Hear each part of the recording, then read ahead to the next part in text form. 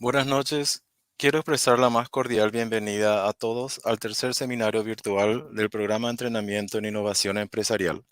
Saludamos al magíster Juan Carlos Rojas. Él es economista, máster en gestión de la innovación y el desarrollo empresarial, máster en asuntos públicos y gobernabilidad, diplomado en evaluación de políticas públicas, capacitación en docencia para entornos virtuales, que desarrollará el tema de este seminario: cómo impulsar la innovación en las empresas. Es importante aclarar que después del seminario va a haber un momento para responder preguntas de la audiencia referente al tema. Magíster Juan Carlos, adelante. Muy buenas tardes, querido profesor, muy buenas tardes a toda la audiencia que está prendida, en este caso, al canal de YouTube de la Universidad Autónoma de Asunción. Muy agradecidos por esta oportunidad de compartir, en este caso desde la ciudad de Villarrica, cuando tenemos agradables 23 grados en la capital departamental, para tratar un tema de gran interés para cada uno de nosotros, para cada una de las empresas que integran el tejido económico de nuestro país, porque si bien es cierto, hoy ya no podemos preguntarnos por qué sí o por qué no innovar, la cuestión es cómo lo vamos a llevar adelante desde nuestras empresas y considerando todos los desafíos a los que nos enfrentamos a diario por causa de esto que llamamos la globalización. Una globalización que nos tiene en un emplazamiento local, pero ante una feroz competencia que es global. Y esa competencia que puede estar localizada en cualquier punto del mundo, ya sea incluso dentro de nuestro mismo país, de nuestro departamento, de la región en donde está emplazada nuestra empresa y también después de cada una de esas fronteras, fronteras que son políticas, pero que ya no nos distancian ni de los mercados y mucho menos de los diferentes competidores. Entonces paso a compartir nuestra presentación. Me van a decir si eso está perfecto. Esta invitación que habíamos hecho desde la Universidad Autónoma de Asunción se tituló inicialmente ¿Cómo impulsar la innovación en nuestras empresas? Entonces, en todo este periodo de reflexión, hicimos algo también que tiene mucho que ver con el proceso de gestión de la innovación, que es de alguna manera ir reinventando la situación. Porque si decimos, si nos planteamos la consulta, ¿cómo impulsar la innovación en las empresas? Puede parecer de que esa innovación tiene que venir desde afuera. En cambio, hoy nuestro propósito es principalmente reconocer aquello que tenemos que hacer desde adentro, desde los diferentes aspectos que hacen a nuestra cultura organizacional. Y en tal sentido, dice Elon Musk, uno de los mayores, una de las mayores fortunas del mundo, líder empresarial indiscutible de Tesla y otras grandes empresas, con aproximadamente 185.000 millones como parte de su fortuna, que lo más importante en un proceso de innovación es, por supuesto, saber hacer las preguntas correctas. Y esas preguntas correctas que pueden surgir prácticamente en cualquier momento y que tenemos que estar muy atentos para saber tomar nota y para escuchar activamente a lo que sucede en nuestro entorno. Entonces, los principales puntos en cuestión que vamos a ir conversando a lo largo de esta tarde hasta las 19 horas tendrá que ver con los líderes en empresas innovadoras. Y esa primera pregunta que surge aquí es, ¿todo vale para todos? Y la respuesta viene de una manera inmediata para cada uno de nosotros. Evidentemente, cada persona, cada organización, cada empresa, cada entorno tiene algunas características diferenciadoras que hace que lo que funcione para unos sectores, lo que funcione para determinadas organizaciones, lo que funciona para algunos gobiernos, lo que funciona para algunas sociedades, no necesariamente tiene que funcionar para nosotros.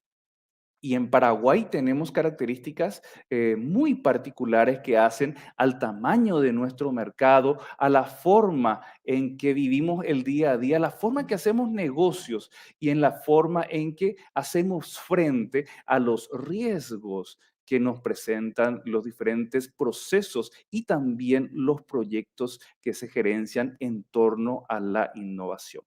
En ese segundo momento queremos hablar también de lo que sucede con nuestras empresas y lo vamos a unir principalmente con un estudio publicado en el año 2017 por el Consejo Nacional de Ciencia y Tecnología que hace un relevamiento de qué es aquello que detiene a las empresas y a los líderes empresariales al momento de embarcarse en un proceso de innovación. Y finalmente, quizá con una perspectiva de dejar inacabadas las respuestas, intentaremos aportar algunos nuevos cuestionamientos que nos ayuden a identificar cómo nuestra cultura organizacional, y ya no hablo aquí del ecosistema innovador que tenemos en nuestro país, sino que cómo dentro de nuestra empresa tenemos que plantearnos el desarrollar un proceso de innovación impulsado desde adentro. Entonces, nuestros propósitos obviamente serán que cada uno de ustedes se vaya con esta idea de cuáles son aquellas principales acciones que están haciendo los líderes indiscutibles de la innovación en el mundo y también identificar aquellos obstáculos que están presentes dentro de nuestras organizaciones y que una vez que los conocemos tenemos que articular aquellas actividades que nos permitan mitigarlos, eliminarlos y en todo caso gestionarlos para que vayan disminuyendo progresivamente. Y por qué no hablar de casos de éxito, en este caso, casos de éxito global en materia de innovación. Entonces, cada uno de estos planteamientos tiene que dejar en cada uno de ustedes esa oportunidad de tomar decisiones empresariales, de dar ese golpe de timón probablemente para cuestionarnos cómo estamos haciendo esa gestión. O en todo caso, si no hemos iniciado aún a hacerlo, o qué factores estamos de alguna manera aprovechando escasamente al interior de nuestras organizaciones. Y en este primer planteamiento tenemos que observar, aunque probablemente dependiendo de con qué dispositivo nos encontremos, que existen muchos rankings de las empresas más innovadoras. Desde los que realiza, por ejemplo, Forbes, que es una de las revistas más reconocidas del mundo, de América y de todo el mundo, hasta los realizados por aquellas compañías editoras de medios de comunicación empresarial que se caracterizan, por ejemplo, por ser muy innovadoras, como lo es, por ejemplo, Fast Company. Nosotros, en este caso, hemos planteado compartir con ustedes el ranking que es elaborado por Boston Consulting Group, porque la metodología que en este caso utiliza esta organización aporta algunas claves que desde nuestro punto de vista podrían ser de mayor interés para iniciativas del tipo startups, para emprendedores y directivos que quieran avanzar hacia la innovación como una palanca para el éxito. Y en tal sentido, si bien es cierto, así a golpe de vista ya podemos reconocer las principales marcas, nosotros podemos ver que en el primer grupo de las 10 empresas más innovadoras se ve visiblemente esa presencia de las tecnológicas. Y en tal sentido podemos decir, por ejemplo, que entre las primeras no aparece ninguna compañía europea. En tal sentido, las principales, este primer grupo de 10 empresas más innovadoras del mundo para el año 2021 está copado principalmente por las empresas de Estados Unidos, entre las que podemos observar, por ejemplo, una coreana que es Samsung, una de China continental que es Huawei y una japonesa que es la Sony. Desde el punto de vista del expertise, en esta figura podemos encontrar por el lado de la actividad, las cuatro primeras son de las denominadas Big Tech, es decir, Apple, Alphabet, Amazon y Microsoft. Desde el punto de vista de los sectores, podemos decir que llama la atención la presencia entre las primeras 10 de un fabricante de automóviles. En el quinto lugar aparece este referente del cual vamos a hablar un poco más adelante, que es Tesla. Y también muy asociado a todo lo que tuvo que ver con la pandemia por coronavirus, el COVID-19, digo bien, una farmacéutica que en este caso es Pfizer y llega en el top 10, entre el resto de que son marcadamente tecnológicas.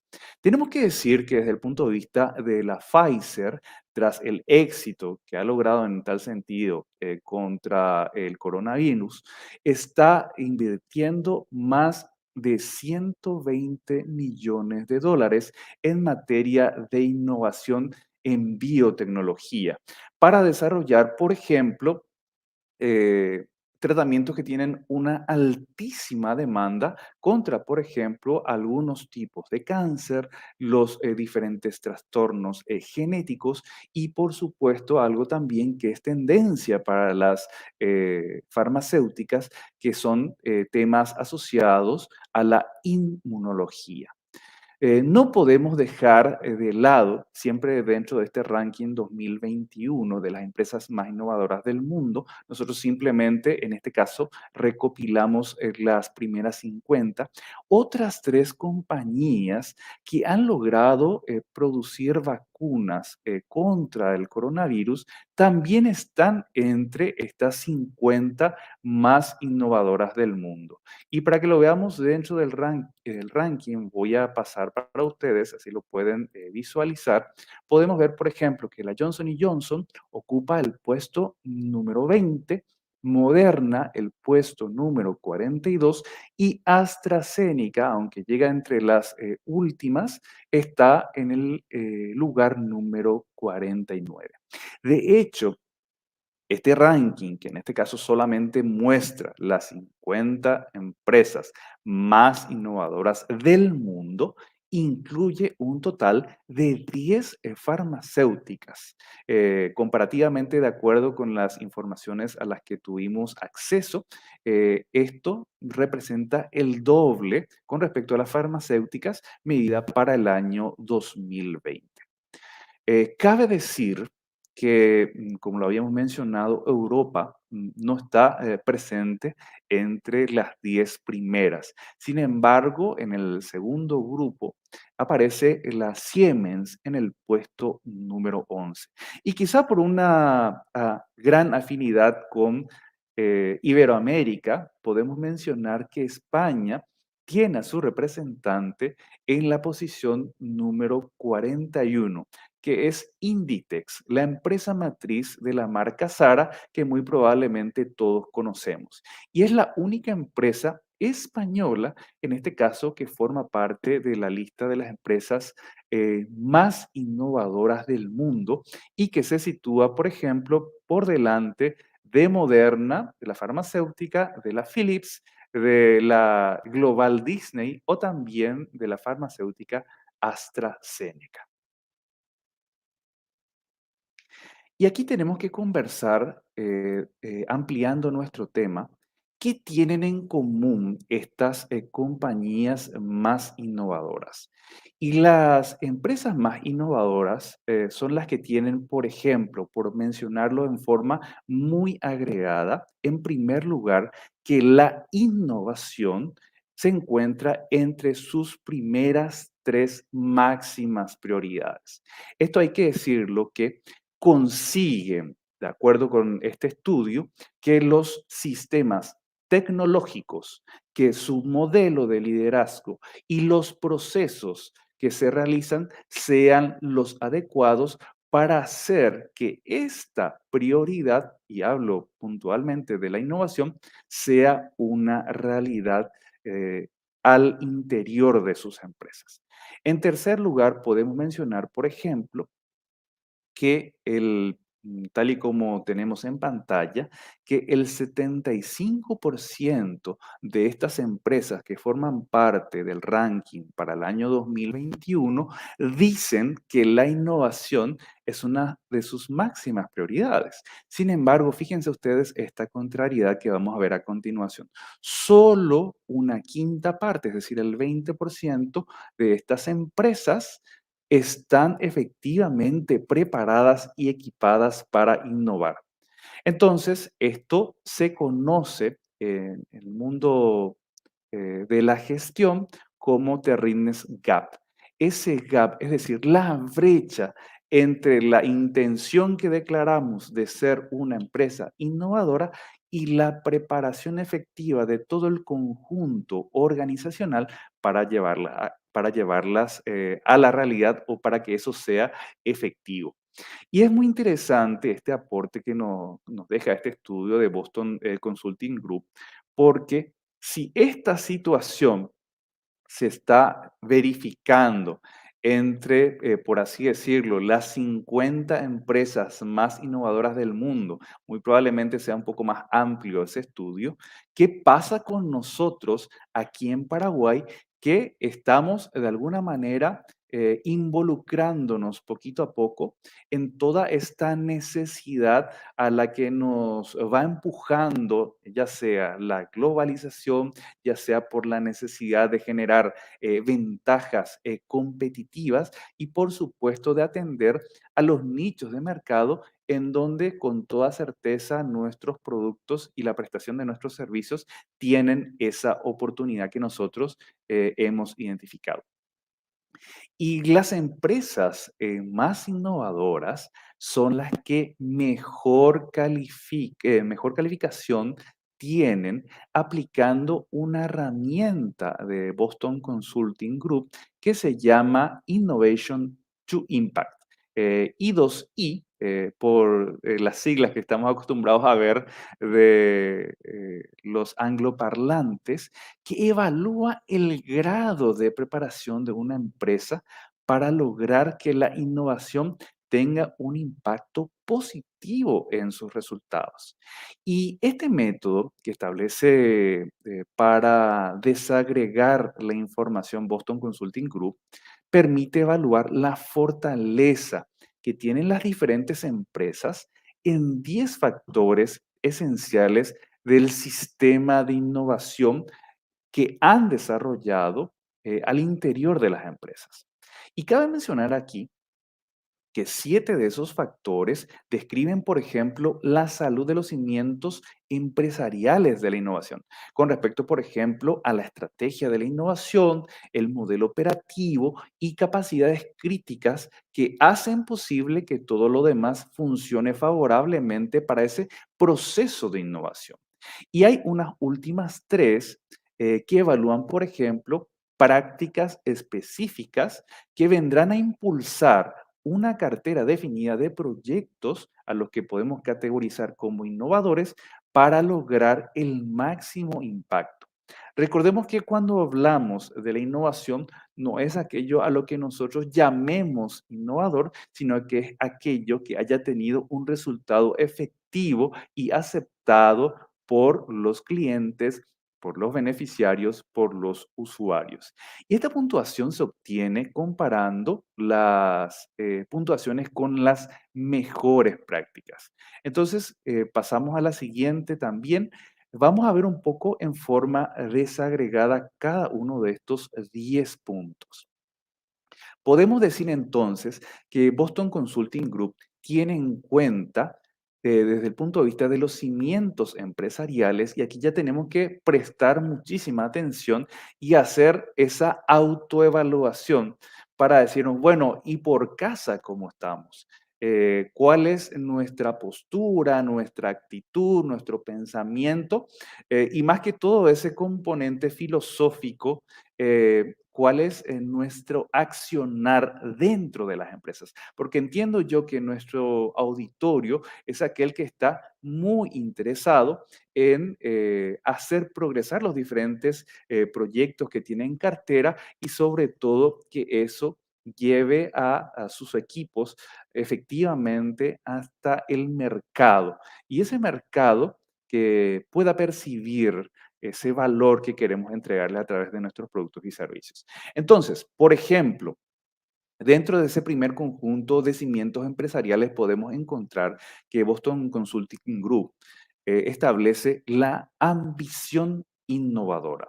Es decir, que tanto líderes como integrantes de una organización determinada demuestran audacia y está respaldada por los recursos que son destinados para desarrollar ese proceso de innovación.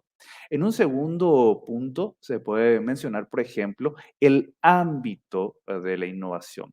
Es decir, las empresas que han sido analizadas están jugando en los entornos, en los ecosistemas, en los espacios o en los mercados adecuados.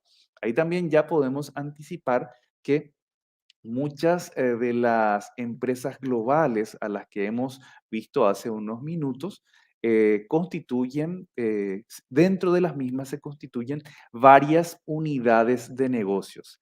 Es decir, algunas de esas unidades de negocios están interconectadas, por así decirlo.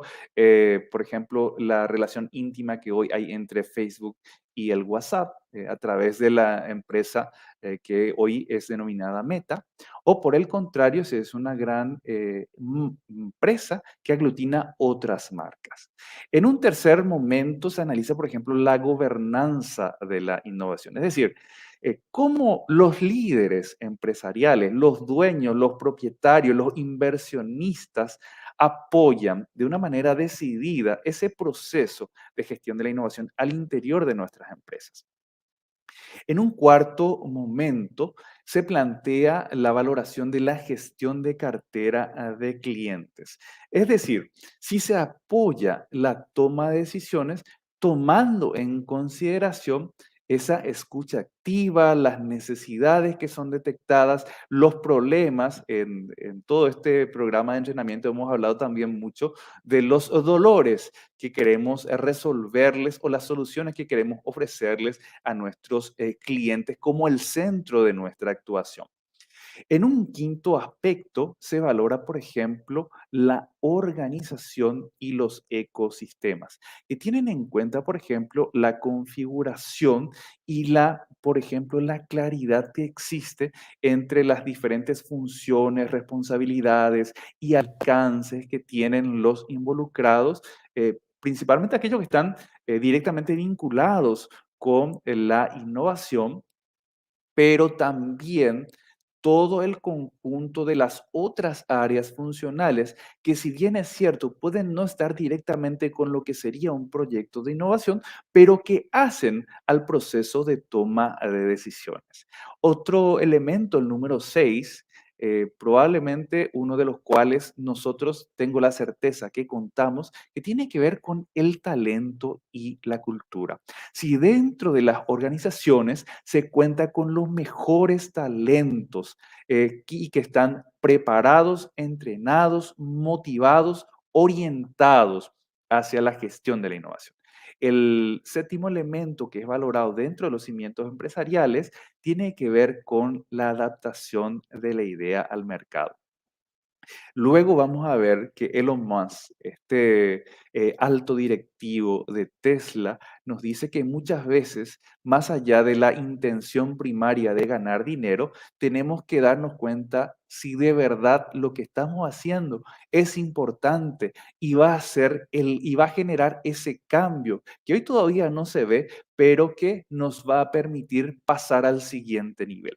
Y entre las prácticas de innovación, que tiene que ver con este estudio de Boston Consulting Group, aparecen, por ejemplo, las prácticas asociadas directamente con el área de, podemos decir, I más D más I, de investigación, desarrollo e innovación o los procesos de innovación. En primer lugar, los que tienen que ver con los proyectos, es decir, si hemos logrado internalizar las mejores prácticas asociadas a la gestión de los proyectos de innovación. Si adicionalmente somos lo suficientemente efectivos a la hora de gerenciar la canalización de las iniciativas. Es decir, que dentro de la organización, dentro de nuestra empresa, se tiene la forma adecuada y hay un relativo equilibrio, ya sea dentro del mismo equipo o la forma en que se va interactuando entre los diferentes equipos y las áreas funcionales de las empresas. Y finalmente, para cerrar lo que tiene que ver con la recogida de la información, aparece, por ejemplo, la disponibilidad de una cartera de proyectos. Si es, por ejemplo, lo suficientemente ambiciosa y coherente con la estrategia que ha definido nuestra organización en este caso.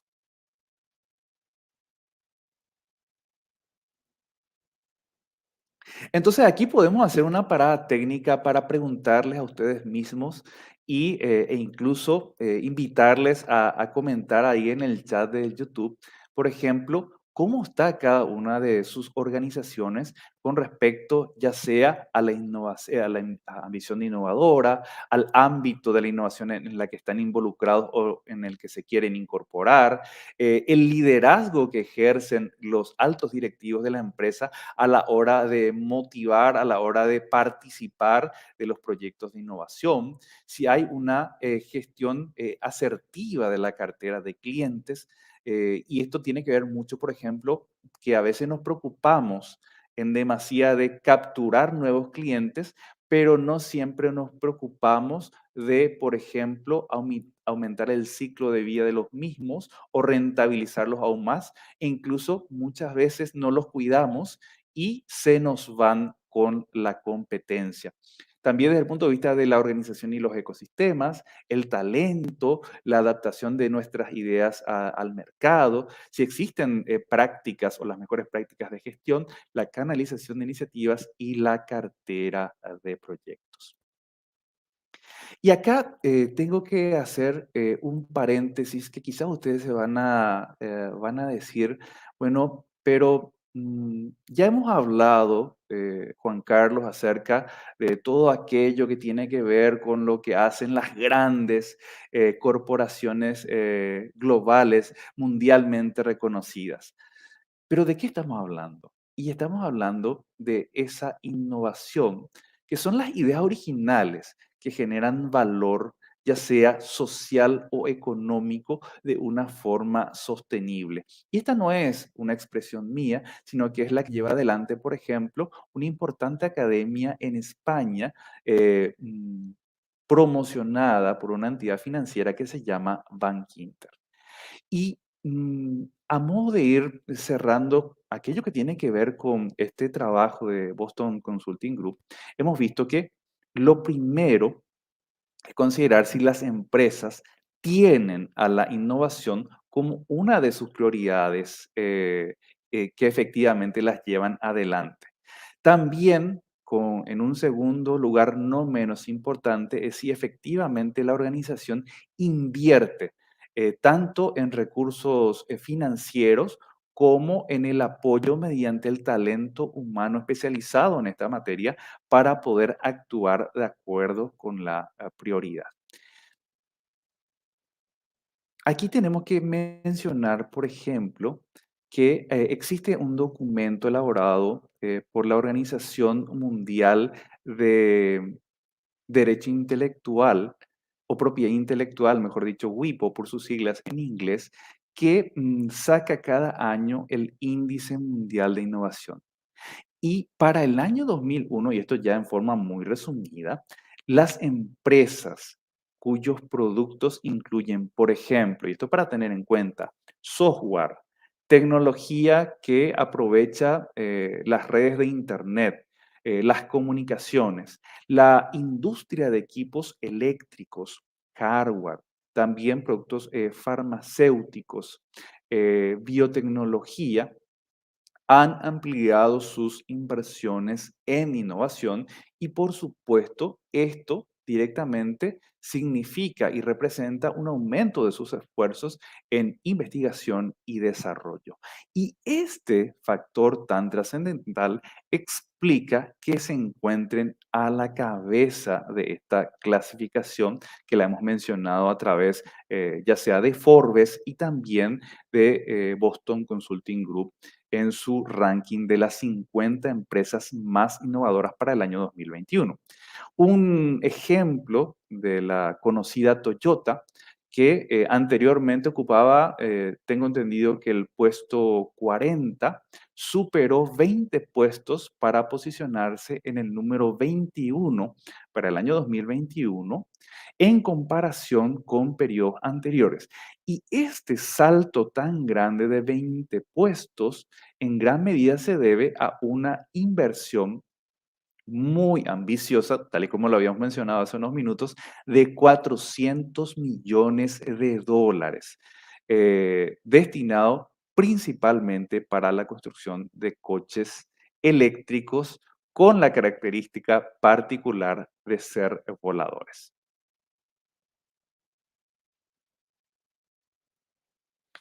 Y algo que luego, seguramente ustedes cuando investiguen más a los grandes líderes, es que cada uno tiene su punto de inspiración. Y aquí tenemos a un escritor británico de comienzos del siglo XX, ya por mediados de 1900, que se llama Arthur Clarke. ¿Qué es lo que este referente hace con nosotros?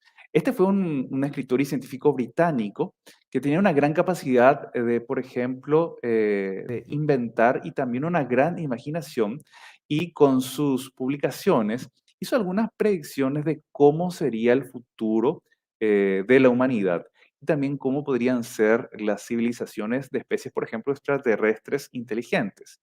Hablando de forma muy cortita de su vida, podemos mencionar que este Arthur Clarke desde pequeño también mostró interés por la astronomía, llegando a hacer, por ejemplo, sus propios mapas del firmamento, usando un improvisado y casero telescopio.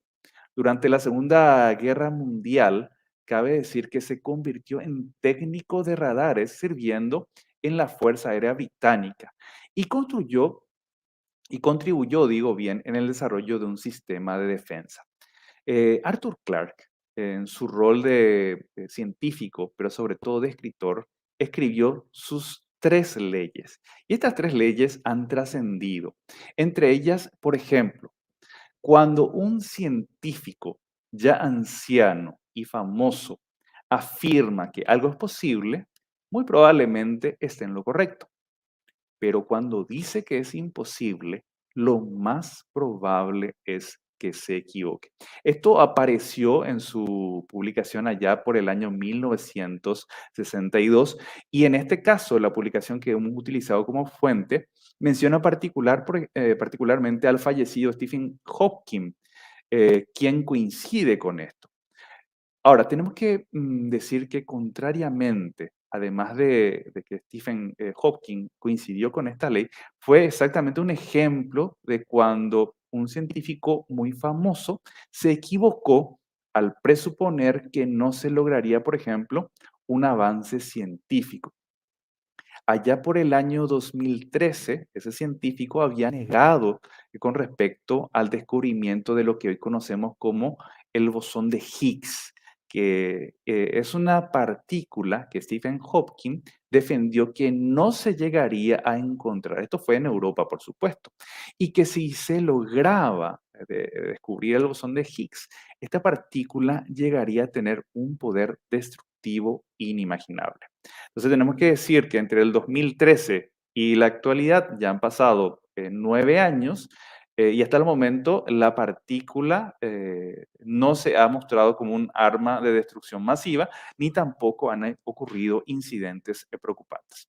La segunda ley de Clarke menciona que la única manera de encontrar los límites de lo posible es yendo más allá de esos mismos límites y adentrarse en lo que creemos imposible. Fíjense ustedes cómo esto coincide plenamente con lo que habíamos visto como el primer punto, que es la ambición de innovación en nuestras empresas.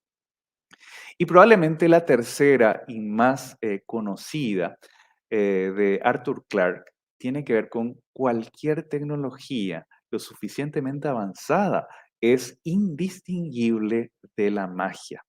Y aquí podemos mencionar algunas cuestiones tan interesantes y circunstanciales, como por ejemplo, si nosotros tuviésemos que viajar al pasado y enseñar o compartir con las personas de la Edad Media, por ejemplo, nuestros dispositivos electrónicos, el smartphone, seguramente estos pensarían que nosotros estamos haciendo algo así como brujería.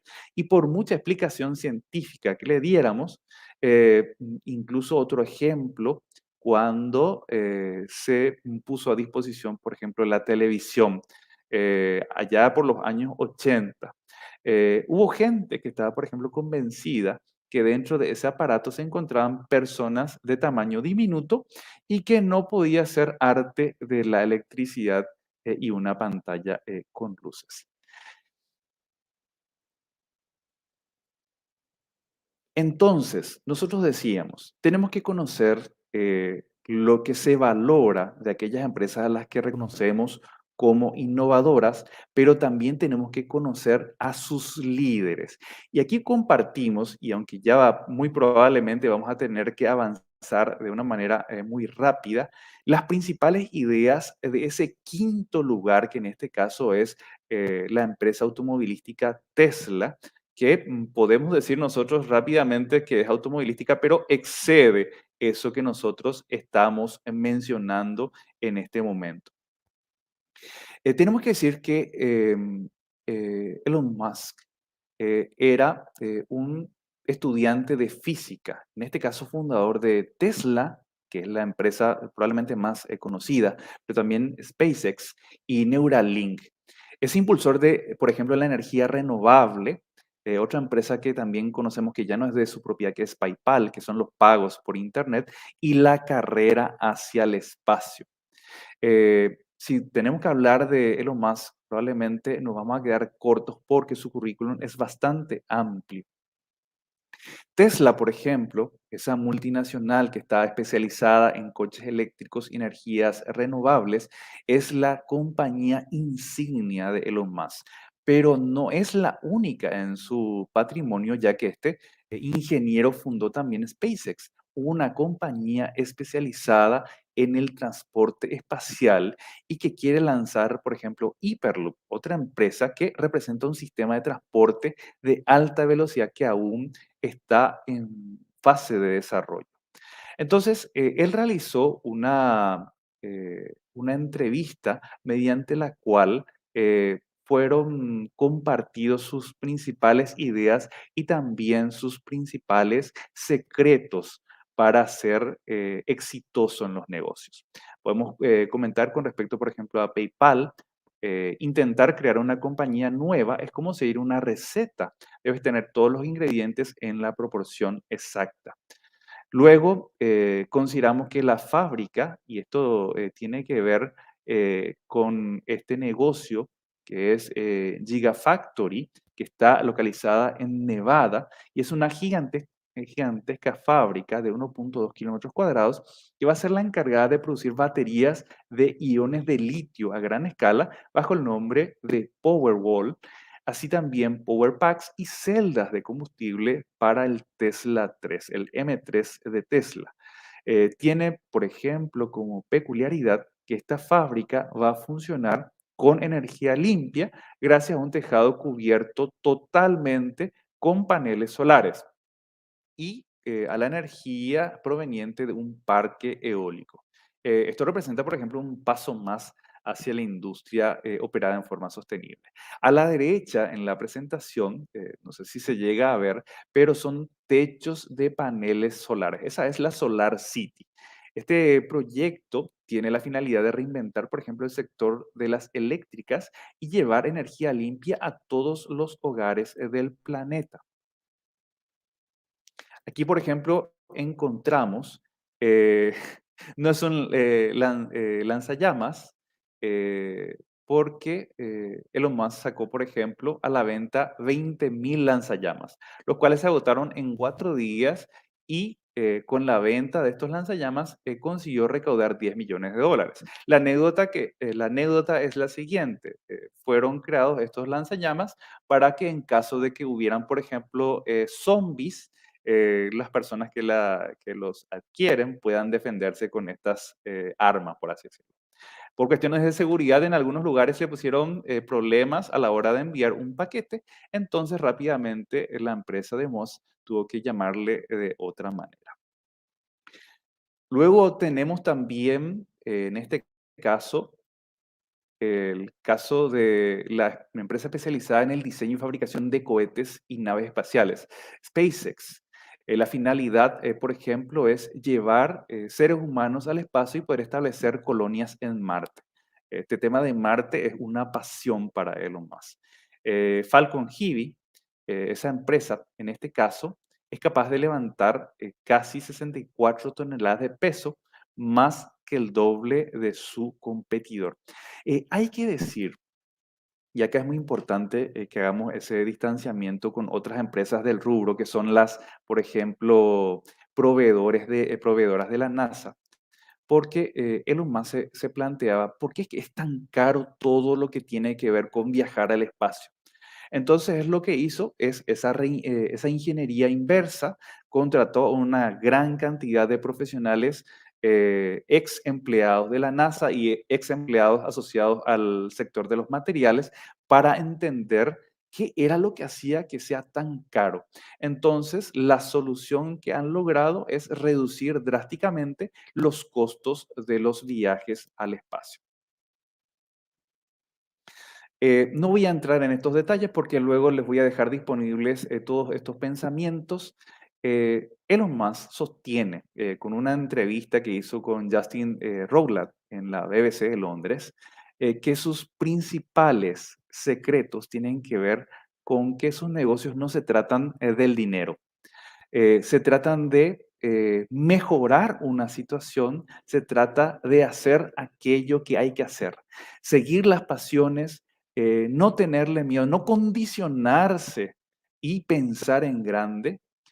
Por supuesto, dentro del proceso de gestión de la innovación, hay que tomar riesgos, considerar que las críticas siempre van a existir. Es más, decía él que no entendía cómo había todo un gran segmento de profesionales o de personas que esperaban que cada uno de sus negocios fracase, específicamente los relacionados con las energías renovables, específicamente con los coches eléctricos, específicamente con aquellos vehículos que se conducen a través de la inteligencia artificial y, por supuesto, disfrutar.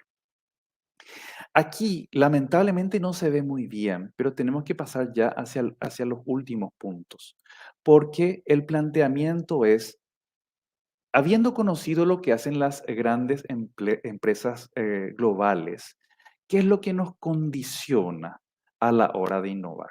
Y este es un estudio que sale del Instituto de Competitividad del Uruguay y que me pareció muy interesante porque yo podría probablemente presentarles trabajos de científicos europeos, americanos o de economías mucho más desarrolladas que las nuestras. Yo no digo que seamos iguales al Uruguay, pero hay ciertas características que probablemente compartimos. Entre los principales obstáculos que este estudio, elaborado por Camacho y todo su equipo, detectó es que el principal problema que se presenta para las empresas uruguayas en un 70% es la presión del día a día. Reconozcamos que muy probablemente la mayoría de nosotros formamos parte de emprendimientos de tamaño pequeño y mediano. Entonces, esa presión o la rutina nos absorbe. En un segundo lugar, aparecen problemas relacionados con la falta de recursos internos dedicados a la innovación. Es decir, claro, como somos pocos y tenemos recursos limitados, muchos integrantes de nuestro equipo son los famosos multitask. Y en esa intención de querer cubrir todos los frentes, evidentemente o muy probablemente no podemos sobrellevar la alta demanda técnica y sobre todo la alta demanda creativa y la alta escucha y sensibilidad que se debe tener al momento de trabajar en proyectos de innovación. Los elevados costos, muy probablemente eso evidentemente tiene que ver con la incertidumbre que se nos presenta en el entorno, porque claro, nosotros cuando trabajamos un proyecto de innovación, estamos anticipándonos a las soluciones que todavía no sabemos si van a ser aceptados por nuestros nichos de mercado, por nuestros segmentos o por nuestro público de interés.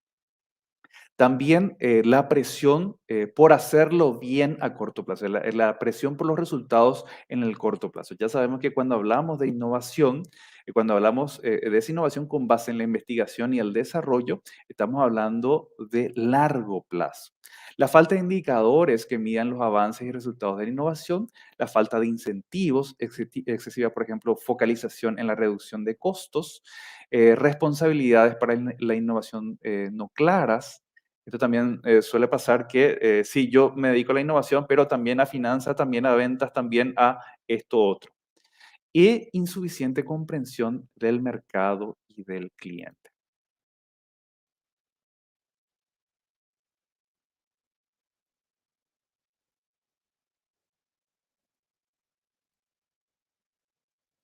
¿Qué está sucediendo en Paraguay? Y me voy a ir directamente a los obstáculos que son percibidos a partir de este estudio de CONACYT. Principalmente insuficientes incentivos. Es decir, las empresas y los profesionales que han sido contactados por este estudio del CONACYT publicado en el 2017 hablan que los incentivos no son todos los que necesitan las diferentes organizaciones de nuestro país.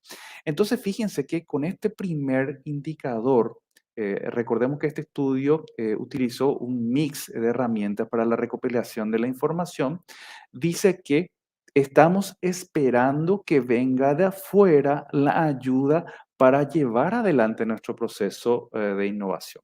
Las dificultades de acceso o el costo de la innovación, también la escasez en el mercado de personal cualificado y también, por ejemplo, las dificultades que se dan en las deseconomías de escala y la estructura del mercado. Este tema de la estructura del mercado, fíjense que ocupa recién el séptimo lugar, que lo normal, intuitivamente, podría ser que, por ejemplo, los recursos financieros y el mercado ocupen el primero. Sin embargo, en el 2017, y para esta muestra que se ha tomado por CONACYT, ocupa recién el séptimo lugar. Y para ir cerrando lo que tiene que ver más bien a modo de conclusión, habiendo hecho ese recorrido de qué hacen las empresas globales, qué hacen sus líderes y qué tenemos que tener en cuenta nosotros al interior eh, de nuestras organizaciones, es considerar si nuestra visión de empresa, que es un recurso estratégico, efectivamente está en la línea de la gestión de la innovación. Porque muchas veces dentro de los valores sí podemos considerarla, pero es meramente discursiva. En un segundo punto, ¿qué tipo de gestión y qué tipo de proyectos vamos a incorporar desde nuestra empresa para llevarlos adelante? ¿En qué situación se encuentra nuestra cultura y cómo se desarrolla ese liderazgo? Y ese liderazgo que no es solamente de los que forman parte del equipo de I+D+I de nuestra empresa, sino que de los propietarios, de los gerentes, de los líderes, incluso del apoyo que se da desde las áreas funcionales que no son estrictamente I+D+I. La gestión de los procesos de apoyo, las relaciones externas que hemos desarrollado, porque muchas veces nuestra organización puede tener problemas comunes incluso con la competencia, entonces ese asociativismo para un problema común puede darnos opciones alternativas muy interesantes. La gestión de personas, nuestra estructura organizativa, qué tan horizontal o vertical sea, y por supuesto, no menos importante, tiene que ver con las métricas, el uso de indicadores que nos permitan detectar efectivamente y no solamente de oído, por así decirlo, cómo estamos respondiendo, si es que efectivamente hemos hecho eh, esa gestión o hemos iniciado algún proceso de innovación al interior de nuestras empresas. Entonces, aunque me he tragado los últimos minutos, quiero ponerme a disposición de ustedes, no sin antes agradecerle por esa atención y quedo atento a los comentarios, mis queridos.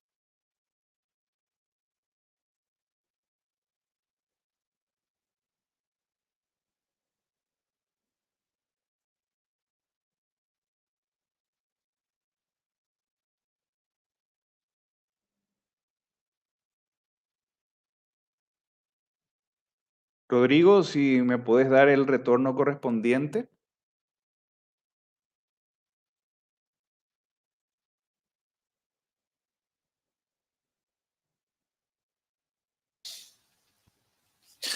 Bueno, muchas gracias, Magíster Juan Carlos, por este muy interesante seminario.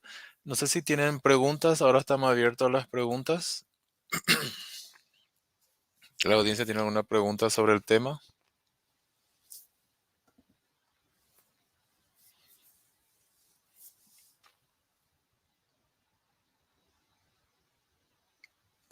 Tal parece que no, no hay ninguna pregunta, profesor Juan Carlos. ¿Usted tiene algo más que quiera acotar o quiera agregar a lo que ya nos expuso? Sí, sobre todo considerar, y es algo que lo hemos conversado a lo largo de este programa de entrenamiento, generar esa tolerancia que tiene que ver con la sensibilidad a los diferentes riesgos que indefectiblemente se van a presentar cuando iniciamos un proceso que nos permita contar, por ejemplo, con un banco de problemas al cual queremos apostar, con un banco de soluciones innovadoras desde nuestra organización, querido profesor Carlos.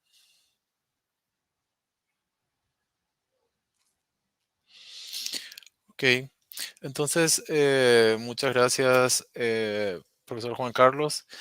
De esta forma terminamos el tercer seminario virtual del programa de Entrenamiento en Innovación Empresarial, ¿Cómo impulsar la innovación en las empresas? Despidiendo al magíster Juan Carlos Rojas, quien nos ha acompañado y honrado con su presencia, y del mismo modo a todos los participantes. Muchas gracias y buenas noches. Muchas gracias, buenas noches.